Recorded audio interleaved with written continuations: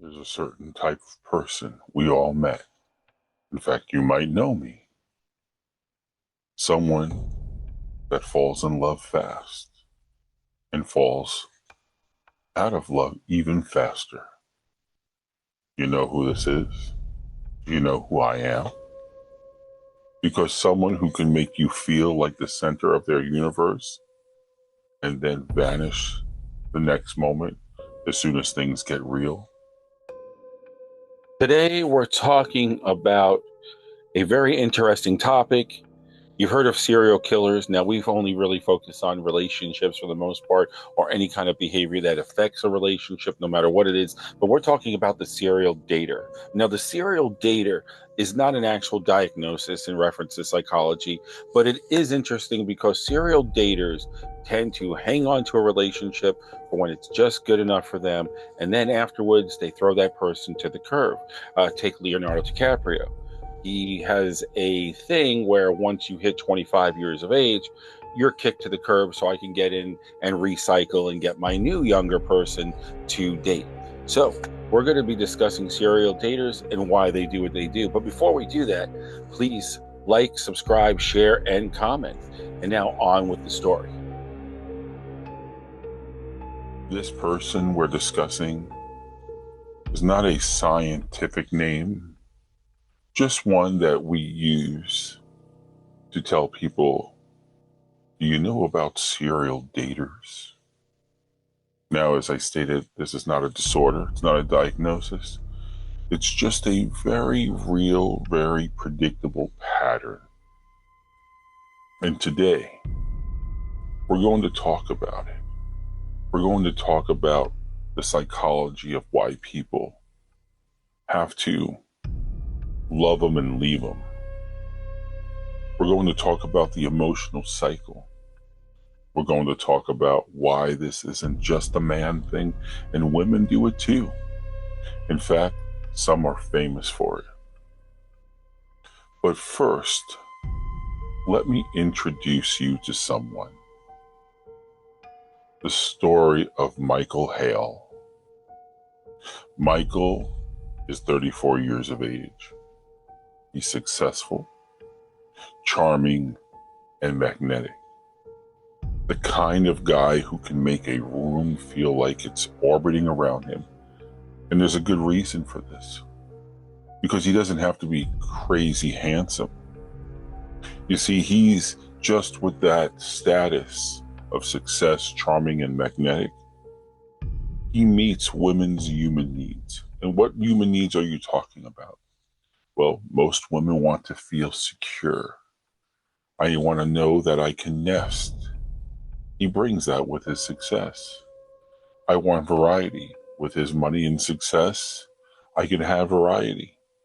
He's charming and he makes me feel like he cares. He's making me feel significant. So I think I'll give myself completely to this person. That's the 4 human needs: love and connection. And this is that guy.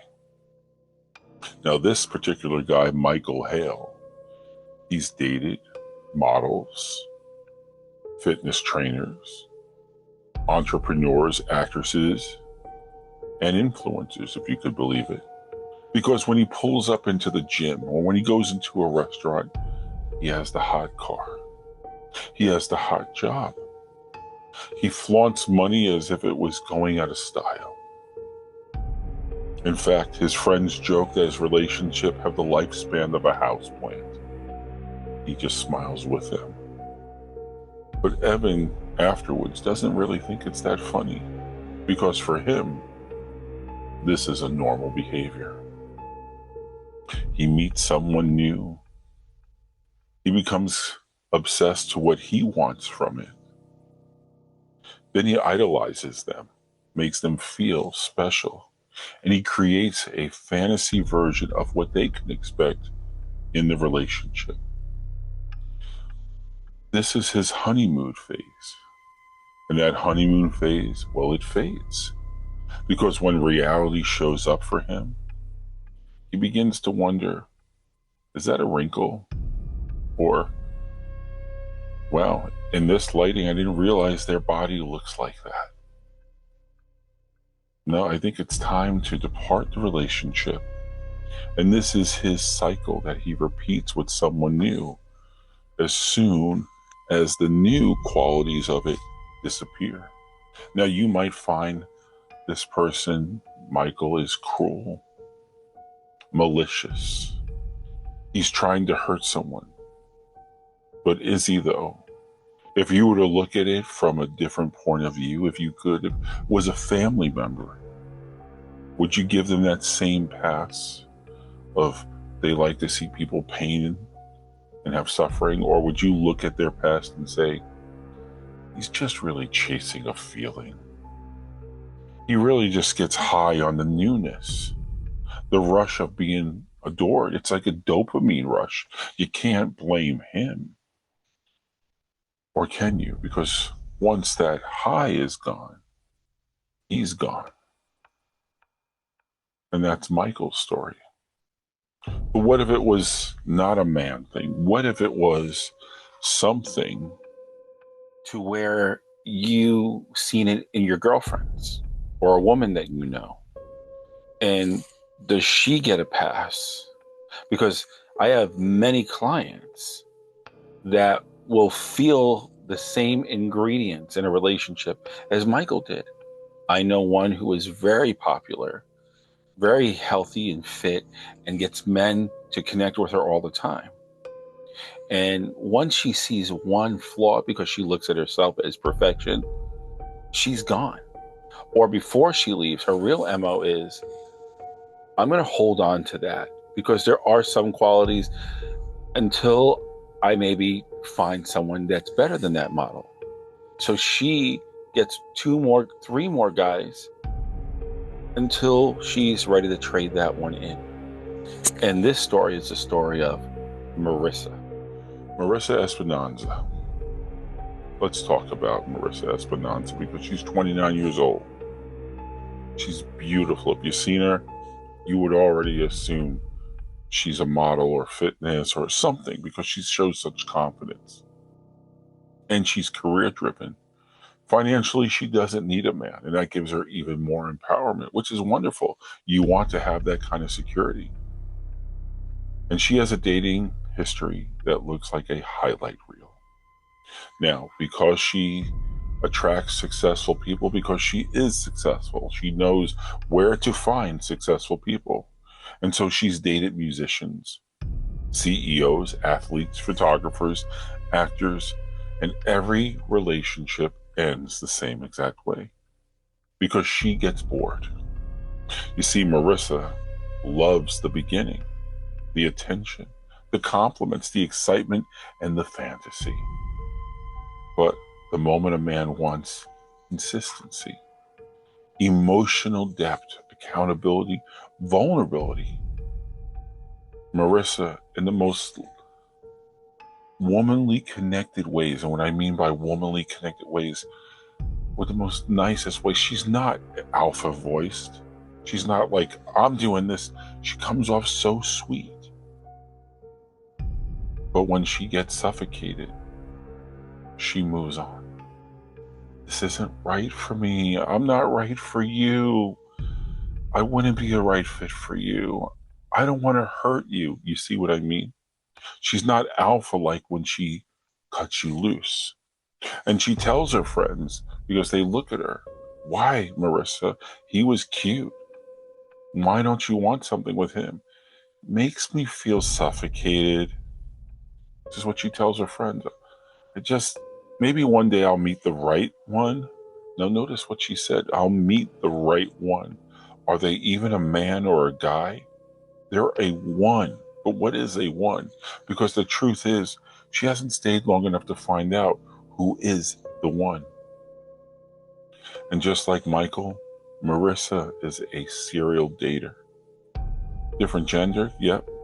Same pattern though. As I said earlier, this isn't a man thing.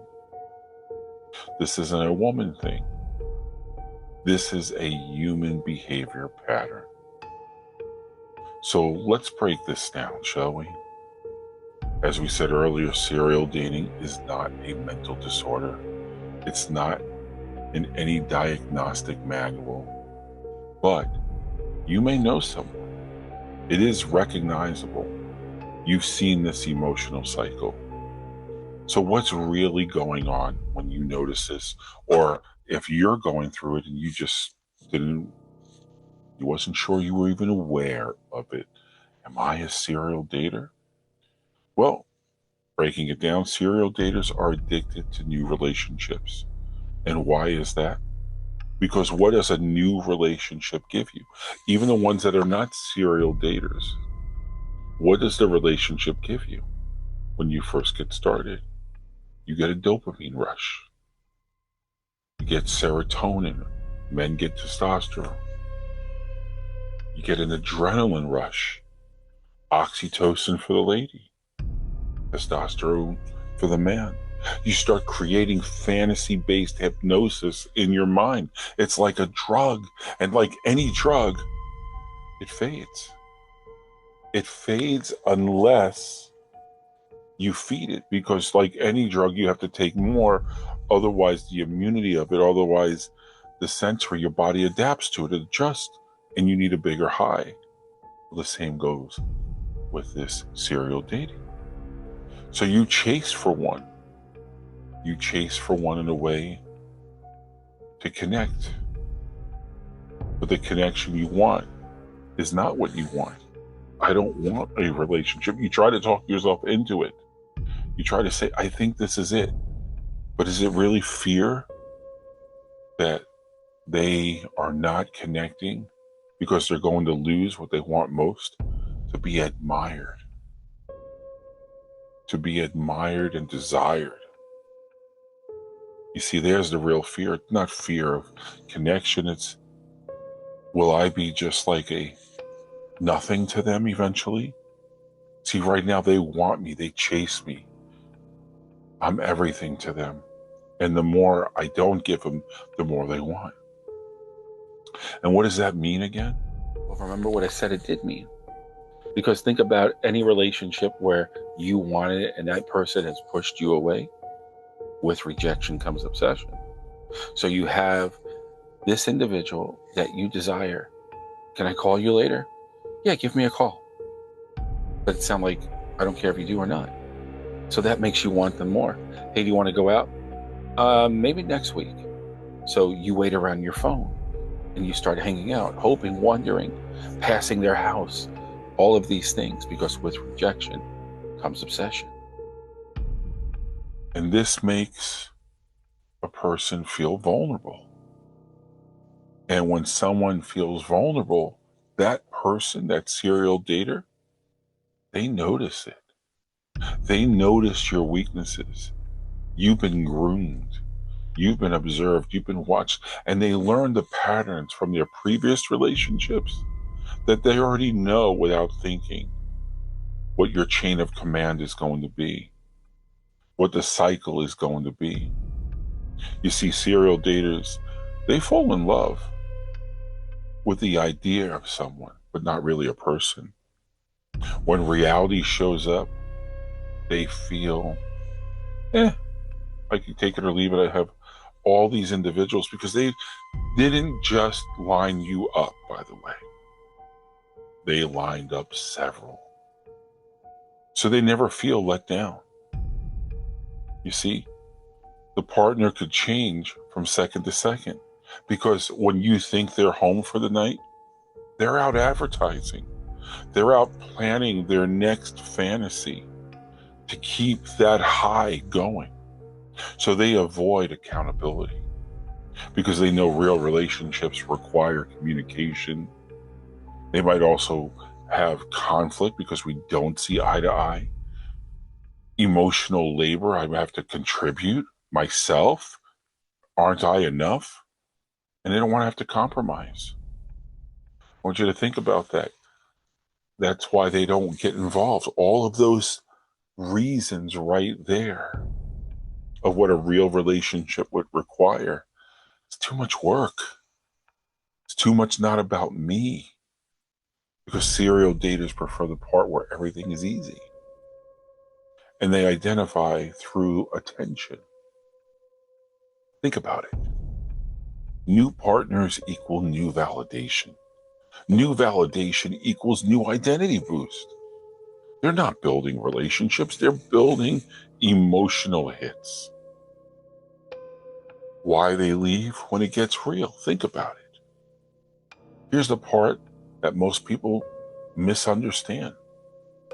Serial daters don't leave because you weren't enough. As I said, most of the people I connect with, they're professionals. They had an opportunity with someone that could give them real security, but they leave because the relationship became real. Now, what does real mean? Real means the expectations, the consistency, the emotional depth, the responsibility, and vulnerability. I don't need that. I don't want that. And that's where the emotional wiring short circuits. They don't know how to stay, and they only know how to start. But why do we fall for serial daters? You ever think about that? As I said, with rejection comes obsession. But this is the part people don't like to admit. Serial daters are magnetic. One, they usually have an attribute that already lures you to them. Think of the movie Twilight with Edward. He said, I was built for my food, humans, to feel attracted to me, so it's easier to hunt you. Think about that line. They know that they're charismatic. They know that they are magnetic. They're charming. They're intense.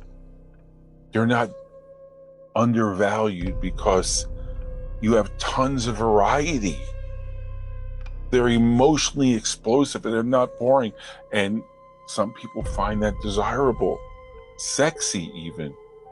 And when it's sexy and desirable, you believe intimacy is next level because they give you that kind of attention most people only dream of. But it's not sustainable. It's not grounded, and it's not intimacy. It's fireworks. And what are fireworks? Beautiful, bright, and boom, gone in seconds. Can serial daters change, though? Yes. Yes, guess what? You're in luck. Because they could change. But only if they want to. Because change requires self-awareness, emotional maturity, willingness to sit with discomfort, to learn how to tolerate intimacy, to break the dopamine cycle, to choose depth over novelty. But here's the other thing. Most serial daters don't change. They don't change. And here's the reason why. They'd have to commit. And you better have a lot on your plate to offer a serial dater. I'm not kidding. You better have income. You better be their sugar mama, sugar daddy. Even if you're at the same age, they still require the same attributes. I want no drama. I want a large bank account. I want a roof. I want a new car. I want. And let me tell you, they're out there and they're getting it. I had a client, 85 years old, 26-year-old girlfriend. This woman looked like a model, and she went everywhere. He wasn't a celebrity, but he was great in business. Even at his age, he didn't retire. He couldn't because he had to finance her to keep her. And the rules were, I get what I want. Occasionally, when I drink enough, you'll get what you want, but I don't want any pressure. And he was just even happy to have her on his arm. Look at me. You see, the juice has to be worth the squeeze if I'm going to make the sacrifice. Only you really don't have a relationship. You have the disillusion of a relationship. And everybody knows it, but they live in this person's fantasy and their own so deeply that they don't care because in their mind, I'm powerful as much as she is because I'm getting what I want. I'm getting attention from people outside. And that's one of the reasons why we stay in bad situations with a serial dater. Do they change? Remember, serial daters don't change until they get tired of the cycle. They lose someone they truly cared about, maybe. They face themselves, though. They know what they're doing. It's emptiness. but it's possible. But usually that possibility doesn't come till many years later in life, or something happens where their health goes away, or they put on a few pounds, or something. And then they realize, I need to make an investment. Notice that. I need to make an investment. I need to now put tracks down because I don't have the same attributes. And that's what these individuals do. So if you've ever been with a serial dater, or you are one, don't blame this episode if people now know how to find you out, because this is for everyone. Even you, the serial dater, it's about understanding why some people run to you, or why you run away, why they continue to chase. People repeat the same emotional loop over and over and over. But when the lights are turned off, or when you're looking in the mirror, who do you see? This is why the most powerful relationships you'll ever have, they create this kind of depth of why we stay in fantasy relationships. And that's the key word, reality over fantasy, because of the short-term dopamine effect. Connection over chemistry. Because real love isn't fireworks, and you all know that.